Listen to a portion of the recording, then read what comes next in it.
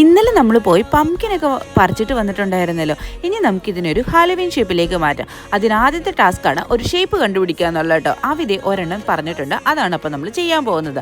ഞാൻ എവിടെ വരയ്ക്കേണ്ടതെന്നും എങ്ങനെ ചെയ്യേണ്ടതെന്നും ഒക്കെ പറഞ്ഞു കൊടുത്തിട്ടുണ്ടായിരുന്നു കേട്ടോ. അങ്ങനെ അജയ് ചേട്ടൻ വരയ്ക്കാനും അങ്ങനെ കട്ട് ചെയ്യാനും കാര്യങ്ങളും ഒക്കെ തുടങ്ങി കേട്ടോ.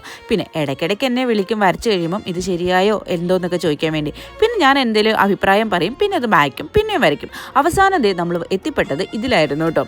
ഇനിയാണ് മെയിൻ ടാസ്ക്. ഇതിൻ്റെ അകത്തെ സാധനങ്ങളൊക്കെ നന്നായിട്ട് ക്ലീൻ ചെയ്യണം. ക്ലീൻ ചെയ്തില്ലെങ്കിൽ ഇത് ചീത്തയാവാനുള്ള ചാൻസ് വളരെ കൂടുതലാട്ടോ. അതുകൊണ്ട് നന്നായിട്ട് തന്നെ ക്ലീൻ ചെയ്യണം. അങ്ങനെ ക്ലീനൊക്കെ ചെയ്ത് കാർവൺ ചെയ്ത് കഴിഞ്ഞപ്പം ഇങ്ങനെയാട്ടോ വന്നിട്ടുണ്ടായിരുന്നത്. ഇനി നമുക്കിനി ഇതിൻ്റെ അകത്ത് ലൈറ്റും കാര്യങ്ങളൊക്കെ ഇടണം. രാവിലെ ഒട്ടും സമയമില്ലാത്തതുകൊണ്ട് നമ്മൾ ഈവനിങ് ആട്ടോ ഈ പരിപാടി ചെയ്യുന്നത്. അങ്ങനെ നമ്മൾ ബാറ്ററി ഒക്കെ ഇട്ട് ഈ ഒരു മൾട്ടി കളറിൻ്റെ ലൈറ്റ് ഇടാനാട്ടോ തീരുമാനിച്ചേക്കുന്നത്. അങ്ങനെ അവി പംകിനൊക്കെ എടുത്തുകൊണ്ട് വന്നു. ഇനി നമുക്കിതിനെ ഇതിൻ്റെ അകത്തേക്ക് ഇട്ട് വെക്കാം. അപ്പം നമ്മുടെ ഫൈനൽ ലുക്ക് ഇതാണ് വരുന്നത്. ഒരു സ്ഥലമൊക്കെ കണ്ടുപിടിച്ച് ഇതിനെ കൊണ്ട് വെക്കണം ഇനി. അപ്പം ഇന്നത്തെ